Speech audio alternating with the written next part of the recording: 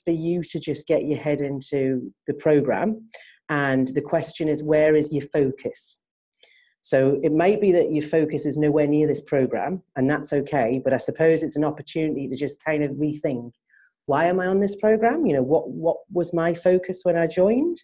What was my focus after the Corporate Rebels or after the first day? So it's just an opportunity to get yourself back connected to the work that we've been doing, really. And yes, I thought that might be certainly it would be helpful for me, because like I say, I'm feeling a bit disconnected at times. So anybody up for starting?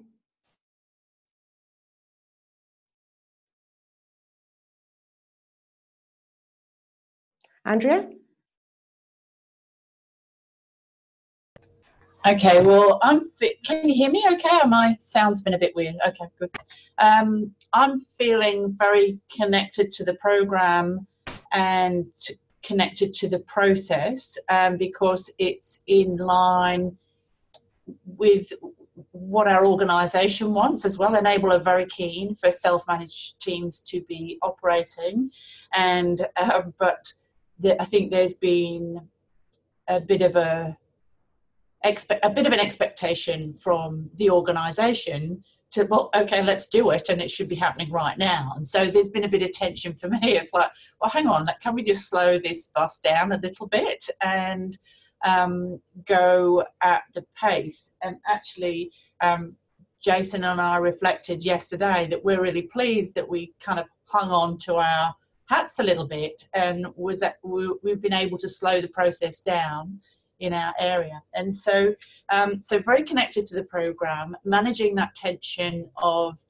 organizational expectation of actually we want self-managed teams up and running like today, and knowing that actually that's not possible. So, you know, working with those tensions. And then jumping ahead, I suppose the other area that I'm grappling with is how are we going to measure this? What are we actually measuring? What are we measuring that this is going to be a success? We know it. I'm fairly confident that this is going to work in different ways with different people, but how are we going to measure that? And so I've come, it feels full circle for me, come back to Helen Sanderson's work, because I feel that she's a step ahead in a sense, already kind of working out with some of these things, and has been for the last year. And Helen Sanderson did a lot of work with us and our organisation when we were first working around the tensions of person-centred practice with our clients and the people that we work with. So I think I'm really quite reassured that I feel like I've come back full circle back to Helen, who is now grappling with the same issues and the same progressive way of working, but with the focus, you know, on our staff, support workers, and that kind of thing. So I guess that's where I'm at. So yeah, did you want Okay, that's really helpful, Andrea. Yeah, thank you. Susan, you put your hand up. I did. Thanks, Kate. Yeah. So unlike you, this is almost into the double digits of the times that I've participated in and convened programs like this. So on the one hand, I feel super comfortable in trusting the process. But the process, I think, can only be trusted if people are in it. So it is, I have to admit it is a little bit disheartening to see that there's less than half of the people that signed up for the program here today, and even less kind of participating regularly on the asynchronous channels. I do sometimes struggle with kind of managing that. Like, are we doing something wrong? What's not working? What can we do? But at the same time, you know, this is about self-management, and it's about using your own, you know, personal decision to be here and to prioritize this. And I guess all I can think that for the people who, you know, there's all different kinds of reasons why people aren't participating. So I'm trying not to judge that. But with that, I'm so incredibly grateful to see all of your faces And I know we're going to have a great day today. So kind of that's where my focus is. Thanks. Okay, cool. Thanks, Susan. Anyone else? Natasha keeps waving at you. Natasha, sorry.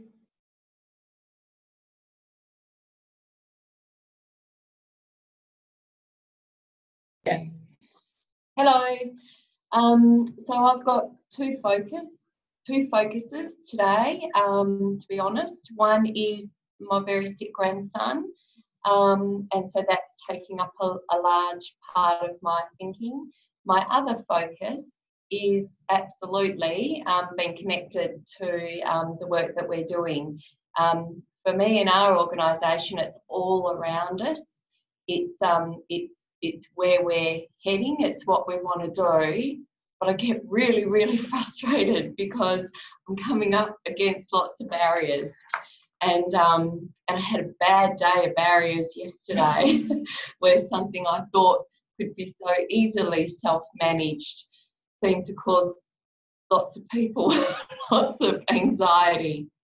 So, but yeah, I'm focused and I feel very connected and a bit tired from a sleepless night, but that's me today. I can go as Okay, well. cool. Yeah. I am partly connected. I guess my focus is I'm getting pulled in different directions with the finances. It's month end and my colleagues are all busy trying to meet deadlines upstairs, and we've also been doing budget prep. But for me, this project is really important and I want to give it that priority. So I want to just keep discovering those times and those opportunities to fit it into my world, and probably to be more focused on it, because it's just snatches here and there, and I'd love it to be more coherent. So yeah, I just want to just look for those opportunities. I'm just glad I'm making that. I feel guilty about my colleagues upstairs and the pressure that they're all under, but I also know this is important for Avivo and it's also personally important to me. Okay, thank you. Jeanette? Although while we've got the microphone, yeah, I would second that. I think I relate to what you said, Susan, about, you know, people not participating, and I think part of that is because we all are really busy in our everyday work lives, and that could be contributing to that. I'm not sure. It's hard to find the time to carve out. I guess for me, trying to focus, be patient and focus on, you know, the little things, the small changes you can make. And, you know, it is disheartening when you get some negativity back at you around these ideas of self-management. But I think if we just need to be methodical and plug away at it and, you know, look at those small things that we can achieve. So that's where my focus is for the moment, you know, just the little things. Brilliant. I suppose I'll go, seeing as we've got the floor. So my focus, I feel like the stars are aligning for me in relation to being part of this program right now, with the way that the team I'm part of here at Avivo, we, I think I said last time, we had a bit of a restructure and don't have a manager anymore, so we are right in the self-managing space, and it's really bloody exciting. So I think one of the things I've learned just in the past few days is realisation of I actually just have to see it as equally important. It is the work as well as the work, if that makes sense. There's two lots of work, and this is part of the work, and it's really great. And I recognise the pushback that we might be getting, and that it could be seen as a little bit fluffy or whatever. But I'm really keen to be able to demonstrate that this is work and this is good stuff. So great, I'm happy to be here. Cool. Okay, anyone else? Alex? Sorry, find my unmute button. Oh.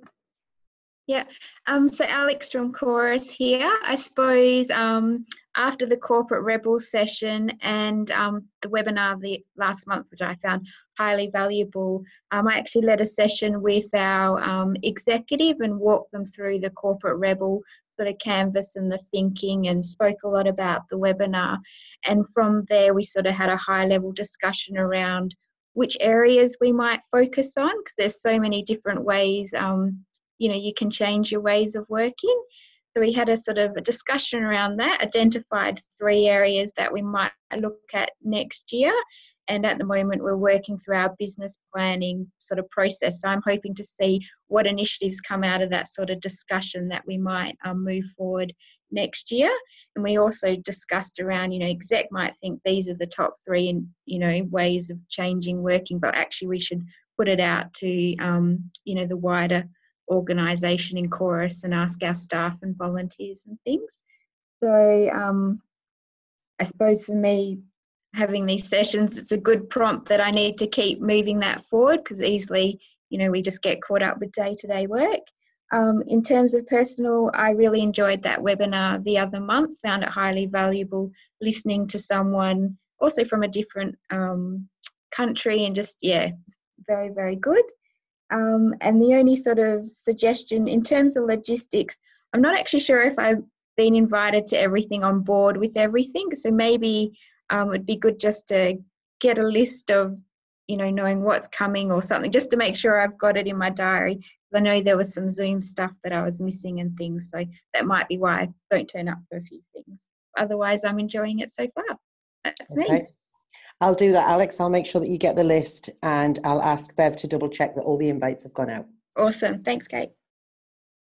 Okay, anybody else up for checking in? Okay, Patricia? Patricia? So it's only been about this week that I've felt really connected with this program. We're currently running 3 or 4 different ones that all link together. And I think for me, we've employed another coordinator to take on board some of the day-to-day stuff that I was doing. So it's really freed me up to work around all of this. I do believe we're currently on the same path, which is a huge bonus. So now working with Vanessa and some external people to bring our values together and start from basics firstly. We have a series of meetings we're going to hold this month, just outlining to all the staff from top to bottom, or bottom to top, exactly what we're trying to achieve, what we're planning, and to, I guess, hopefully get everybody on board from there. But this week's been great, because it's the first week that I've actually felt like we're achieving something. We're heading in the right direction. So that's been really good for me. Cool. Mike, do you want to say anything while you've got the mic? Mike? I mean, I guess for me, probably not as connected as Patricia, but then I'm sort of looking at other sides of the business as well. I am finding the Zoom sessions really valuable, but I have been a bit slack and haven't got onto the Slack channel. I guess I'm still looking to try and work the way through as to you know, what this can bring personally for me a bit more. All of that said, as Patricia sort of said, the organisation has got sort of 3 or 4, maybe even more things happening at once in this area. But the other side of it is really that we're looking very closely around some of the financial stuff, which I'm quite involved at as well. So there's a fair bit happening at the moment. Okay, thanks, Mike. Okay, anyone else? Okay, Peter?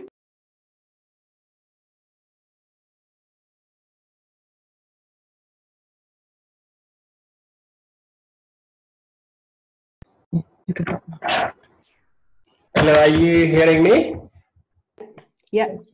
Yeah, okay. Peter Maypure here. Look, over the last 4 weeks in our organization, we have many priorities happening at the same time. I think I have not attended the last 2 workshops and a webinar. is because we have so many things. For example, we have quality evaluation in the organization, and I'm the primary contact person. So that had been taking me away from the focus of this program, self-directed practices. And also in the organization, we have other ideas that are coming up, along the same line of thinking. So on the background, we have many discussion happening. At the same time, my colleagues are also busy with their other work, so that's why Rhoda and Nadia are not here today. But as a whole, and myself, I'm really very keen to learn from the work that we are doing now. There's a lot of opportunity here. And again, the challenge that we have, Emmy and myself, is how we can take these ideas and really influence other people in the organization to be able to make sense of this is the right thing, and we can achieve this, and we all united. Yes, I think that is it from me. Thanks, Peter. This opportunity to Emmy to say a word. So at the moment, my focus is we only have 2 months left to close the account. So I'm trying to suggest the manager to spend the remaining funding and before 30th June, and then I'm busy with the daily work. Yeah. And then yesterday we have a meeting, and then about ABEF, Australian Business Excellence Framework, and then we learn about the leadership management, and then this is connected to the webinar with what we are attending with all of you. So it is this webinar and this project. We think an organization it will be useful for us because we have another project is able to reach the ABEF. So that is so I'm very keen to continue to participate in this project. Okay, thank you, Amy. Okay, anyone else? Rod? Yeah, look, I'll just echo what everyone else is saying. I mean, our sector is going through a massive change at the moment, and I must admit, for me, that's absorbing lots and lots and lots of my mental faculties and energy and time and everything else. So, yeah, I mean, this has been fantastic, but yeah, it's just hard to give it the time and dedication that it deserves, for me. So I'm doing my best, but that's it. Yeah. Okay, that's cool. Okay, Shayla? Yeah, just to add to what sort of Rod was saying, I've definitely felt somewhat disconnected just because there is so much going on for us at the moment. Also, I think one of the really things that I found difficult is that as my place staff, we're all located in different areas. So we don't come into an office every day, and we sort of don't get that real chance to bounce off each other and spend that time together. So yeah, I think that would be something that I'd like to try and do, when we have a meeting or something, at least catch up for a coffee and have a bit of a chat, because it's quite hard when you're all operating in isolation. Yeah, and just I guess the other thing I found quite difficult has been, when I'm on the road, if I've got a day where I'm Busselton, Bunbury, and because these are quite, they're not late in the day, but being 10 a.m, I've often got a 9 a.m. or even an 8 a.m.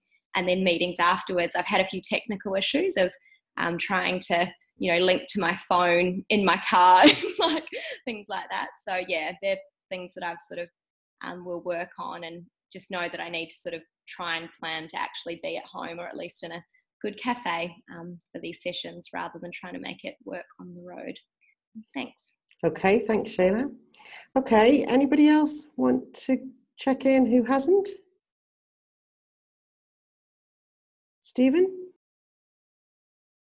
So I think the same as what Shayla and Rod were saying, I do find it difficult to kind of balance the projects. I know what I want to do, and it's just actually physically having enough time, mental energy when emergencies and stuff are popping up with the people that we support at the same time. And unfortunately, I've had a couple tricky ones over the last month that have just that I've had to dedicate a lot of time to. I do see the benefit. Like, there's so much benefit in taking some of these projects on within the teams.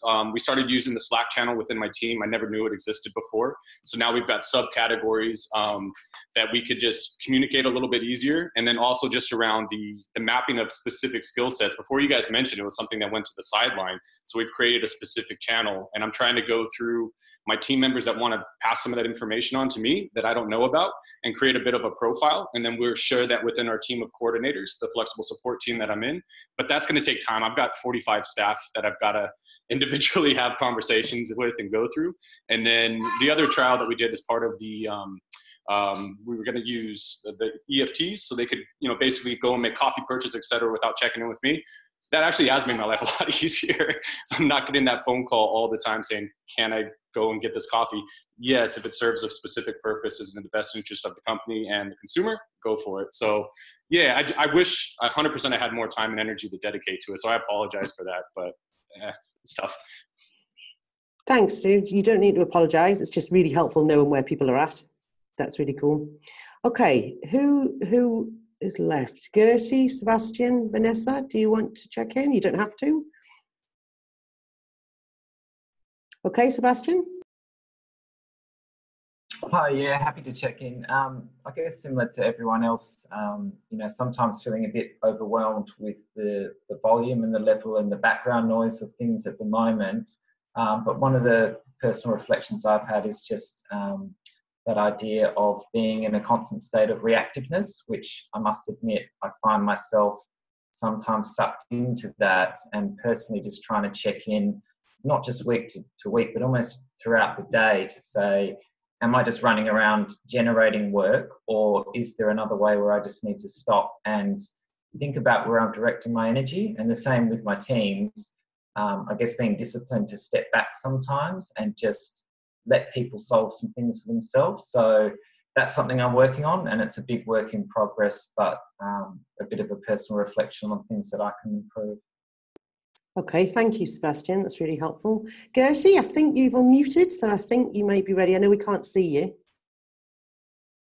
Thanks for the opportunity to contribute. Yes, I very much enjoyed the Corporate Rebel Day. Today is the first opportunity I've had to participate in the webinar, and it's absolutely fantastic to see so many familiar faces and to understand their journeys so far.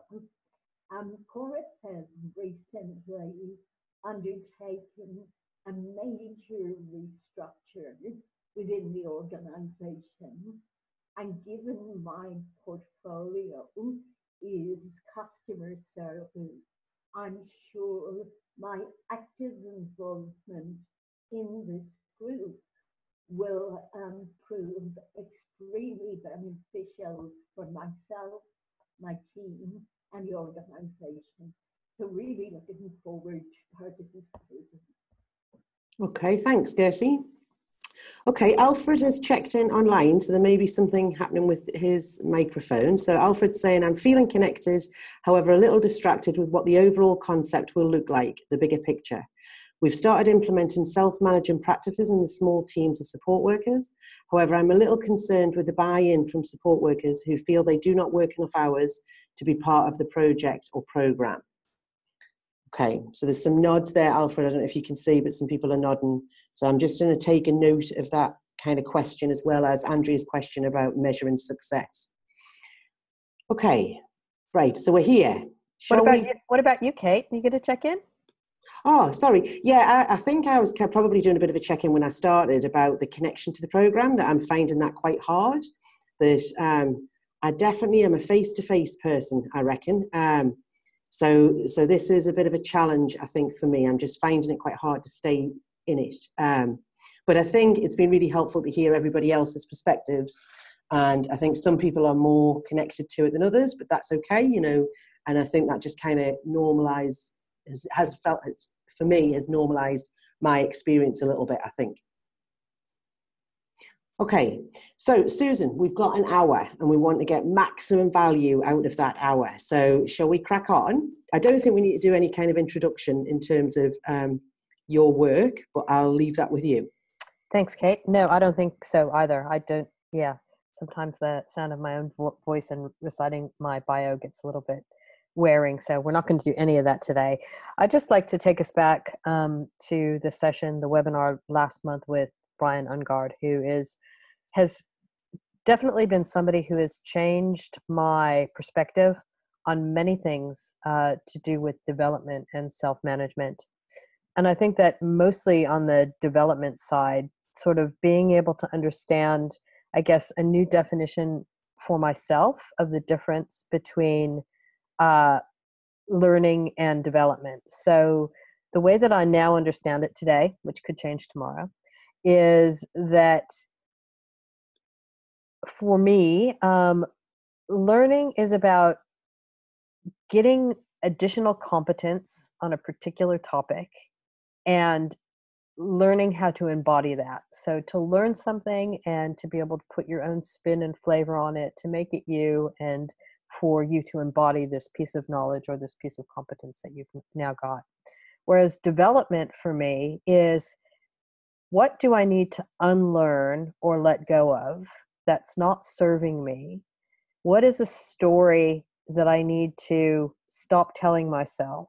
What is the story that I'm telling myself that I need to recognize that is just a story that I've always told myself? If this is starting to sound familiar to everybody, that it's just the way that we've been brought up. It's just the way that we've been taught. You know, since the first day at school up until today, we are measured on our performance. We are measured on KPIs. We are measured on numbers of bums on seats. We are measured on all number of rubrics and numerics around our success. And one of the check-ins just today was saying, how do we measure this? How do we measure this change?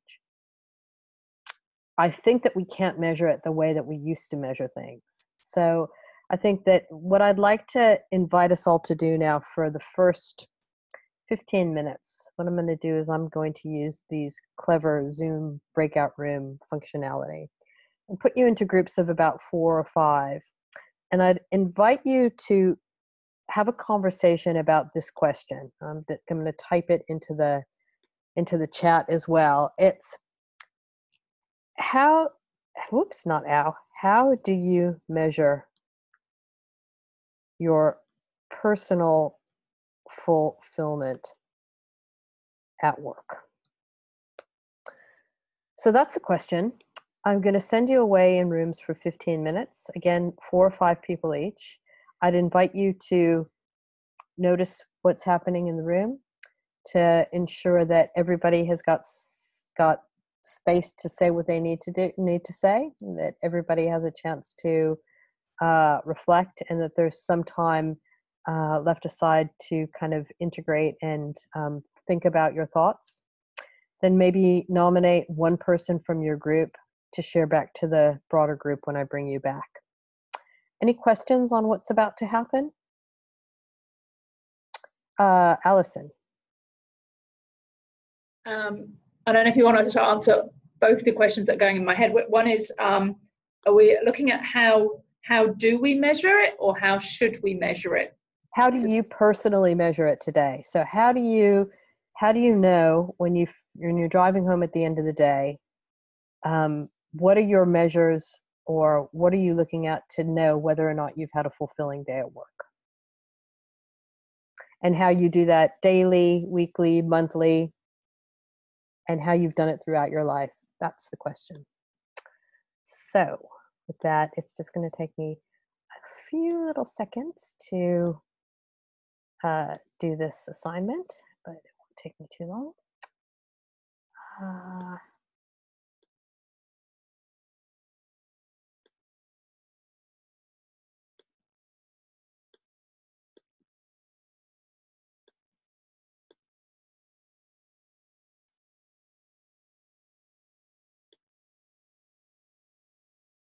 And, whoops.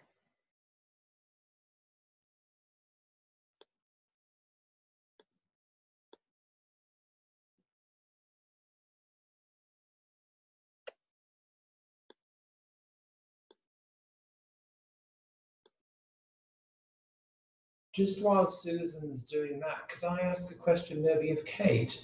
Is there another session this afternoon, Kate? No, there's not. So I know Vanessa got in touch with me. I don't know how that's happened. No, there's just this one this morning. I'm sending you away now. Good, thank you. Okay.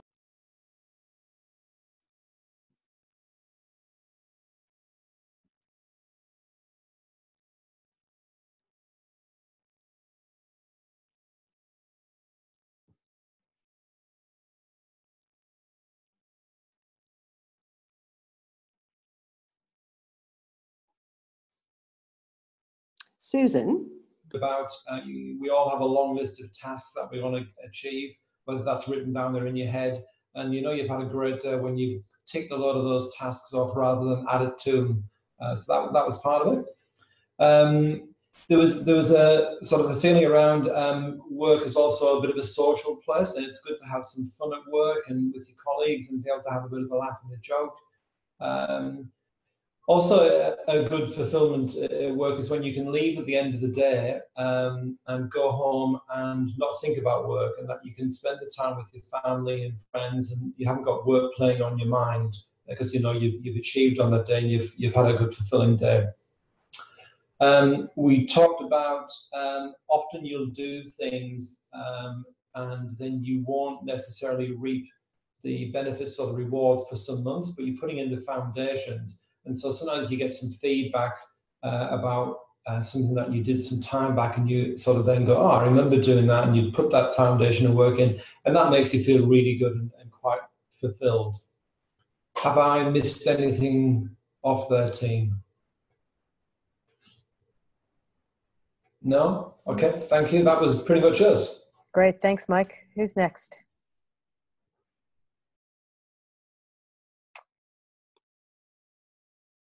Jason. So our group, we had a few technical issues actually. Alfred, microphone's not working, and Vanessa's came in late. But I think everyone got pretty much in there. We sort of talked about Rod, who's not here right now. He talked about basically when he completes difficult problems and things like that. One thing which we sort of talked about towards the end, which got in, is that what I said is that I feel, and it's probably not in line with our program, but I feel really good when I've made a difference. You know, when I walk away from it, and especially, and that's in all things, when I feel really valued, when I walk away and I feel like I'm important, you know what I mean? And I walk away and the difficult thing, which I'm going to have to push forward when we go through this self-management teams thing, is one of the biggest things for me from a day-to-day perspective is when I walk away and a client has said something to me like, oh, you've made a massive difference in my life, you know, and you feel like you've gone in there and you're feeling like you've really made a big difference. That makes me feel fantastic. That's why I turn up to work, but I need to direct my thing towards empowering my teams and getting them to go and do that work. And rather than me being so integral, I need to step back, and it's something which I never would have thought, but it went on from self-reflection over the last few weeks. I'm definitely starting to realise that and looking at my own motives and stuff of why I'm here. But I think the key thing is feeling valued in whatever you do, and that was something we said. If you're important, if you feel important, and I guess that comes back to self-management, and our support workers need to feel that way, then that makes work good. So Vanessa said, basically, how do you get through sometimes in this job? And I'd say she's obviously in more of the coordination side of things. I'm not sure, but because from her question, she said that some days roll in from one into the other, and how do you do that? Like, the problems keep propping up and you never seem to get away from them. And we were sort of talking, and I said it's definitely around having a group.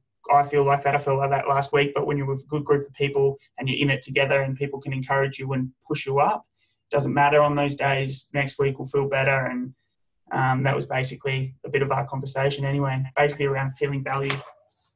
Great, and thanks, Jason. I really appreciate your vulnerability and bravery in sharing that. That yes, that's one of the things in self-management when we are distributing the leadership to the team, that maybe we're not going to be the ones getting all the accolades anymore. And if we are measuring our fulfillment at work through that, then that's certainly an interesting thing to notice. So thanks for that. That's awesome. And Julia, I think I had your hand up from the last group. Thank you. So we unfortunately ran out of time with Peter and with Amy. So hopefully I've captured most of what we've talked about, but not everyone's feedback. But we had kind of 5 themes that were emerging, similar to what some of the other groups have been talking about. So the first was that kind of traditional, you know, ticking things off the to-do list, having a really productive day, achieving the goal that you set for the week or the month. So having some sense of, you know, getting things done leads to fulfillment. Something else that we talked about was having great outcomes for customers and for your colleagues, or feeling like you're on the same page.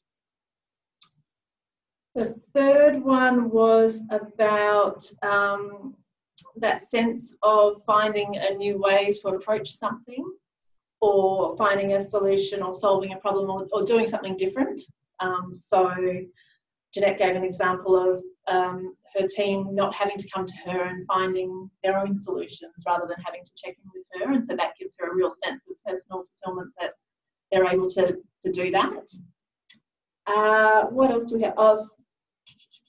Or achieving a shift in direction as well. So feeling like something's changed from the way that you currently work. The fourth one was more around how we feel at work. So I talked about I get up in the morning, I look forward to going to work. I know that I'm personally fulfilled.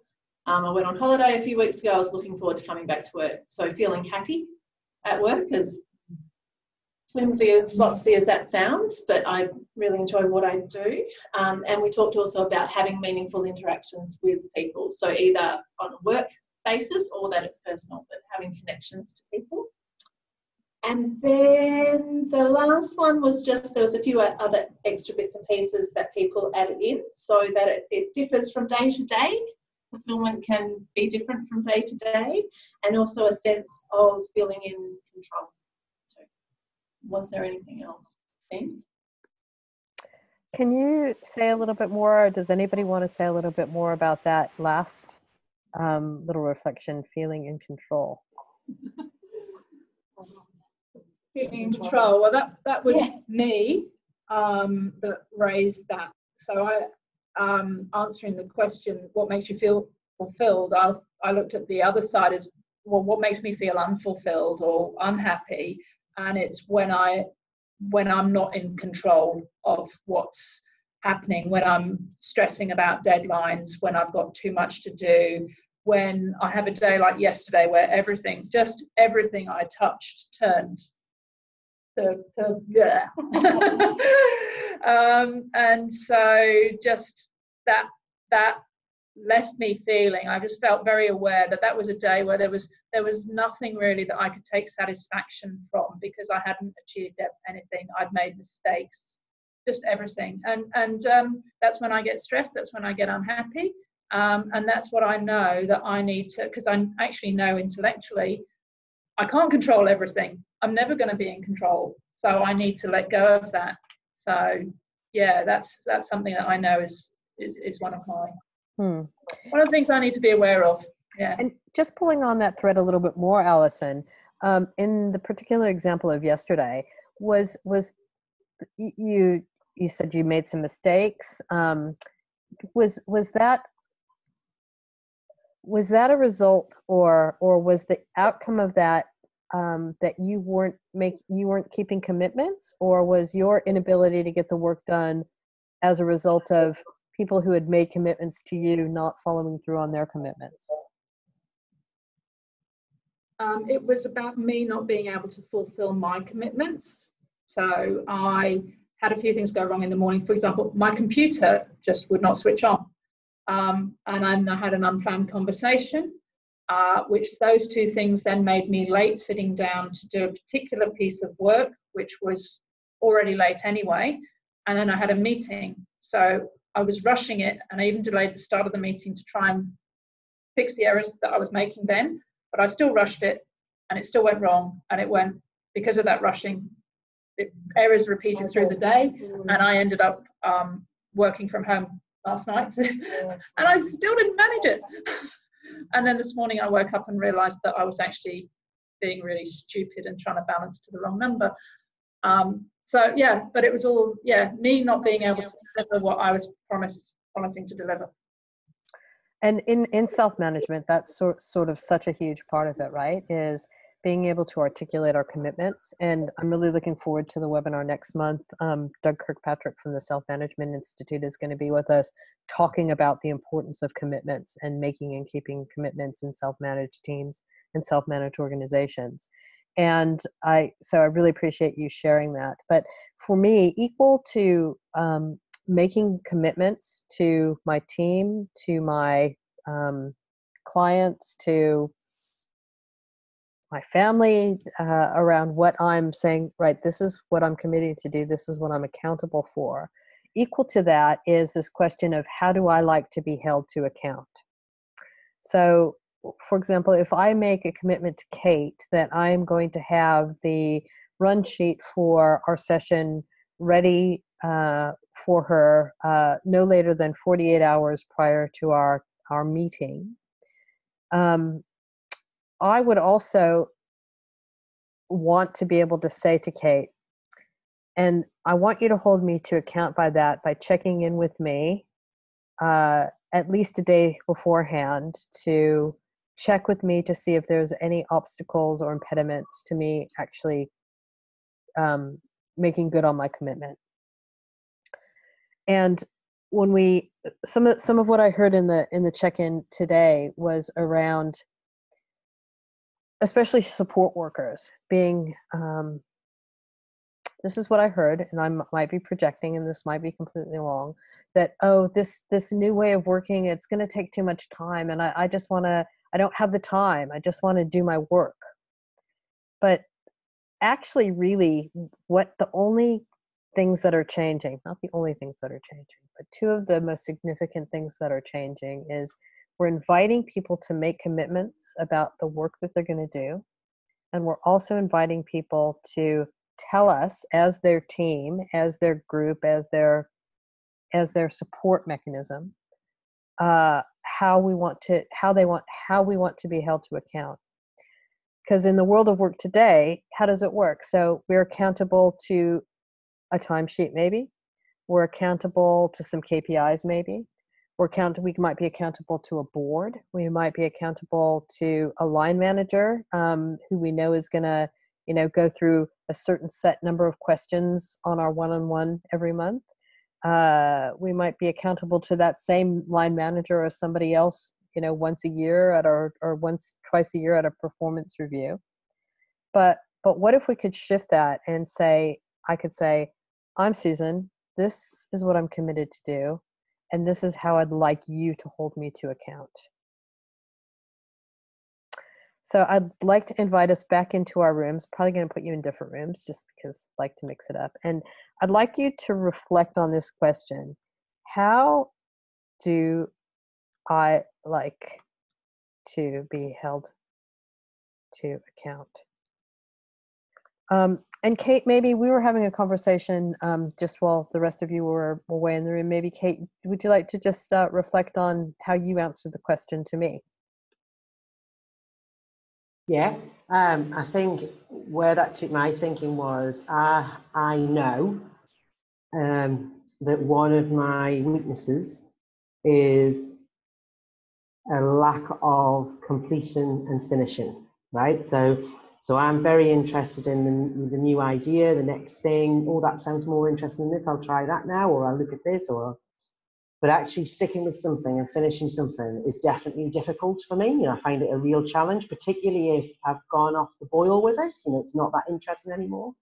And so we were having a conversation about the kind of accountability for me is I do find it helpful. I know usually I can recognize when it's happening for me. So I know people I've got a really good relationship with. It's the kind of it's out there, you know, we talk about it, but I'm definitely going off the boil with this and I'm struggling to stay with it. So I find it helpful somebody asking me about it. That doesn't necessarily have to be a line manager. It can be other colleagues who are also interested in the same project or interested in the same work. I find them asking me about it helpful. The other bit that I was talking about was having clear expectations. So what is it I'm actually committed to do? And then, because I think sometimes, in my experience anyway, sometimes that's not always very clear. It's kind of a bit of a half an idea, and I'll go off and do something about that. Whether we're all on the same page or not, I don't know. So they kind of go hand in hand, clarity on what is expected or what I'm committing to. And then I suppose I try to learn about myself to see where are my danger spots. And one of them is definitely seeing it through and finishing it. Great, that's super helpful, Kate. Same as last time, I'm going to send you away to your rooms and bring you back in 15 minutes and nominate somebody to speak on behalf, and just really interested to hear your reflections on what you learned. See you soon.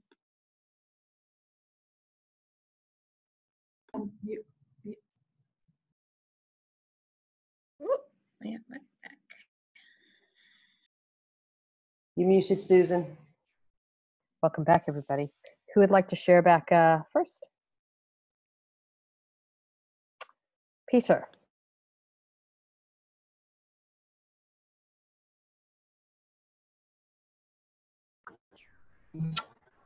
All right, in our group, we talked about that if we would like to be held account, if at the beginning, for example, we were given the opportunity to have access to correct information, there's correct resources, there's support at the beginning, because sometimes if you're not given the correct information and then you're expected to achieve certain level of outcomes, it doesn't play well, and taking an account can deviate from really taking the ownership, rather going to, well, at the beginning there's no enough information, I was not given X information. We also talked about sometime if the correct inputs are put into the tasks, even the expected outcomes may not be very clear there. So it comes to, well, the outcome is not achieved, but the inputs were very correct. So a lot of reflection can be done in that way, and this is where you can say, yes, there's correct information, but the outcome is not achieved. We talked about reasonable deadline. If you're given a task, a reasonable deadline, of course, you like to be held account at the end if the deadline is there. We also talked about the clarity of tasks, that if I'm given a clear, procedures, processes to be able to do my job. If I don't achieve it, then I take the responsibility that is, I can be held account.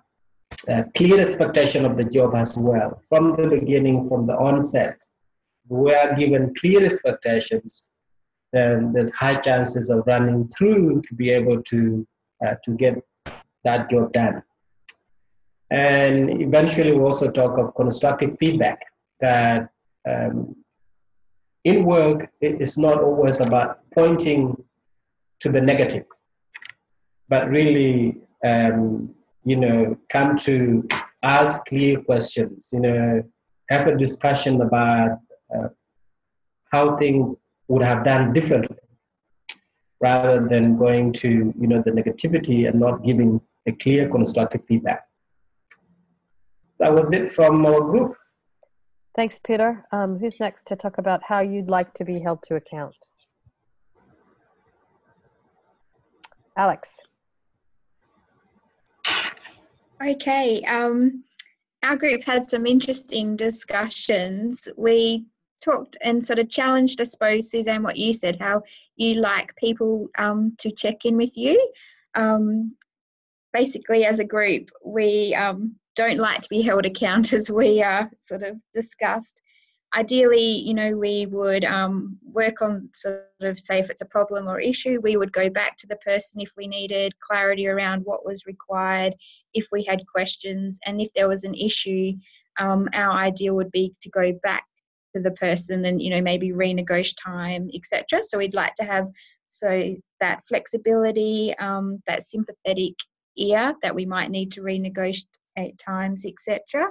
So that was sort of where we, you know, really empowered, I suppose, to go back. And then we also had a discussion around the role that trust plays around accountability, and whether you just naturally trust someone straight away to be accountable, or if it's something that gets built with time. And we all sort of agreed it's something that does get built with time, but once the trust is there, yeah, basically leave us alone and we'll get it done and come back to you rather than someone checking in. Does that summarize it, my team? Great, thanks. Lucky last. Stephen. Yeah, that's probably us. I think we're in the same boat with everyone else. It's interesting that a lot of times our roles are so wide encompassing, where you really need that clear, defined information of which part is it that is really your responsibility and which part is it your team leaders or HR's responsibility, because those lines can get blurred a little bit. I know for me, I was joking with everyone, the one thing that I'm always self-accountable for is payroll, because that is the quickest phone call I will ever get if I make any type of a mistake on that. And I think as a group in general, I felt that it's almost being self-reflective and self-accountable, that we really need to know when we pull ourselves up. It's because sometimes managers and things actually might be a little bit busy and they're not actually paying attention. Some of those things are kind of going to the wayside. And I think we all pretty much agreed that it is good to have someone above us that's keeping an eye on that and let us know ahead of time before a scenario or something comes up, like, hey, we see that your productivity is going a little bit, down, whatever that little niche area that we're falling down on, so we could pull ourselves up on it and then avoid it being a bigger issue down the road. I think that was it, pretty much in a nutshell. Great, thanks, teams. Thanks. Kate. Okay, so I had a question for you, Susan, because I know that we haven't got a lot of time now. So you've talked about accountability. You've worked with loads of self-managed teams in lots of different kind of organisations. What would you say are the kind of critical factors of success for a self-managed team?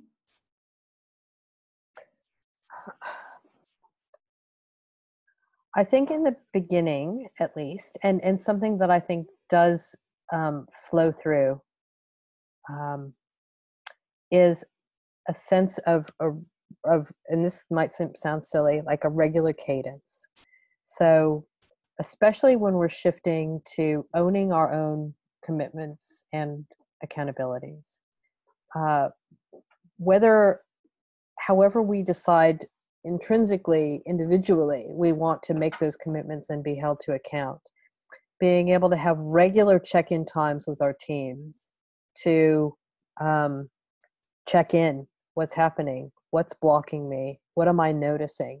That is the single most important thing to self-managing teams, is to have regular cadence of meetings that are sacrosanct, that everybody agrees, makes the commitment. On Monday morning at 8:30, I'm going to put my phone away for 45 minutes and I'm going to check in with my team. That is, from my experience, the single most important thing, is to have those regular rhythms. I think the other thing that's incredibly critical is to decide how you want to make decisions. There is no right or wrong way about making decisions, but the surest way for a team or group with less hierarchy to get off the track is to make assumptions about where decisions are being made. So being very clear that this decision are always going to sit with the CEO, for example. However, just the decision about marketing, or this decision about payroll runs, or this decision about our Christmas party is going to be delegated to this group or delegated to this person or made with consensus with these 4 people. Deciding how you're going to decide and being absolutely clear about where the decision making lies is the second most important thing in self-management. Because that's often the rumor, oh, self-management, it's going to be anarchy, nobody's going to do anything, nobody's going to know who's doing what. No, it's the exact opposite. You get crystal clarity about where the decisions lie. The third most important thing is having the understanding and flexibility about where you fit in terms of expressing your role within the organization, who you're interdependent with, where the dependencies are, how you can learn, how you can grow, how you can make commitments around stretching yourself. A team that I just recently had a call with last week is in the process of doing some role definition. And my challenge to them is, don't just choose roles for yourself that are your easy comfort zone. Always choose something that you can't quite do yet. And do that in full transparency with the rest of the team, asking for support and help on that particular role. As we've said before, and as Brian said, development does not need to exist outside of the organization. Everything we need for our ongoing development is absolutely available to us in our work.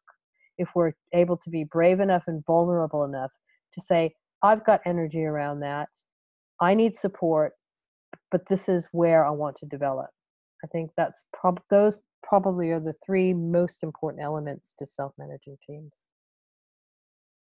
for me that I've seen in my work. Anybody got any questions? We've got a few minutes. Me. Yeah, Alison? Just around that last point, I mean, that resonates with me, but why is that important? How does that impact on the self-management team? I'm going to be flippant because we don't have time. If we don't grow, we die, right?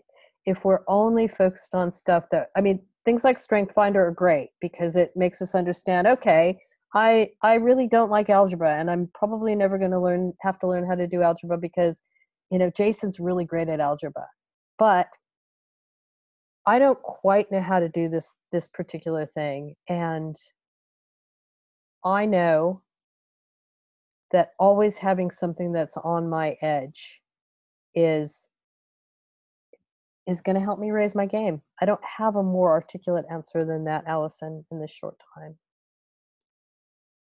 Jason. I just had a question because one I guess worry I had where we're at going forward is that we're doing really well as of yesterday with sort of really getting the self-management underway with the team, and the meeting went really well and really positive. Everyone was very on board with it, and it's looking really good. I know from past history with one person in particular that he can say that this person can say all the right things, but when push comes to shove, he doesn't always come to the party. When you've got someone in a self-managed team and maybe they're not taking the initiative or the responsibility which self-management relies upon, how do you address that? I mean, it's the nature of a self-managed team is that they're supposed to manage themselves, aren't they? So how do you then hold them accountable? Well, I think that what the exercise that we just did is one approach to that, right? If we're asking everybody to say, this is what I'm committing to, and this is how I want you to hold me to account, then the opportunity to do that is right in front of you. I think that, but you're absolutely right. Just because we're moving or you're experimenting with this new way of being, people are going to mess it up. People are going to say all the right things. You're going to try to do the right thing. But at the end of the day, if the team is accountable and responsible for the outcome, the team needs to hold every individual to account. And it's not easy, and there's no easy answer other than to work on your commitments and account and how you want to be held to account, and use that as you know, the self-directed way of hopefully addressing those issues in a way that feels more whole. Jason, I don't know whether this helps. One of the things that I've certainly noticed, and this is not necessarily with self-managed teams, but I run a program, I've run it for the last 7 years or something, called Building Brilliant Teams.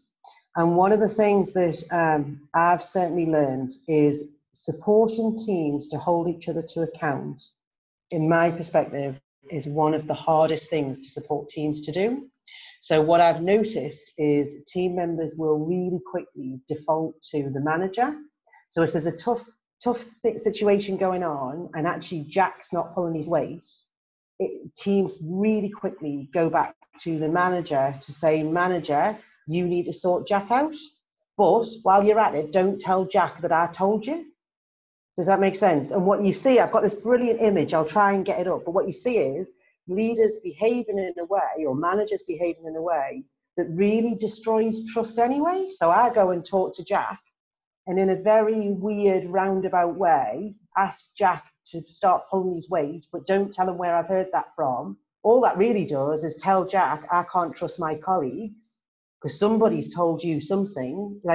So I've found that making that really explicit. So my job, if I'm in a management role or a leadership role with a team, is when Jack, or when somebody asks me to tell Jack, my job is to say, how am I going to support you to have a conversation with Jack? Even though that's tough, how are we going to do that? And I honestly think that takes loads of practice, because I think people are scared. And I think that's partly why the default straight back to the manager. Like, well, you do it, that's your job, that's what you get paid for. Whereas I've seen some brilliant, skillful managers, leaders who are working with that all the time and are trying to build accountability in a team, not just with a manager. So I'll dig that stuff out and put it in the Slack channel, because it may be worth a read, it may be worth a look at. Thanks for that, Kate. That was great. Also, I just put another little note in, Allison, just reflecting a little bit more on your question. Being in a self-managed team is that development stretch in itself, right? Trying to act development, trying to reorient your work to being self-managed in a self-managed team. That in and of itself is that developmental stretch for most of us. Right, we're out of time. I've really enjoyed this session. I hope everybody else has. Let's do something very silly, and I'm going to invite everybody to check out with a gesture. Jeanette.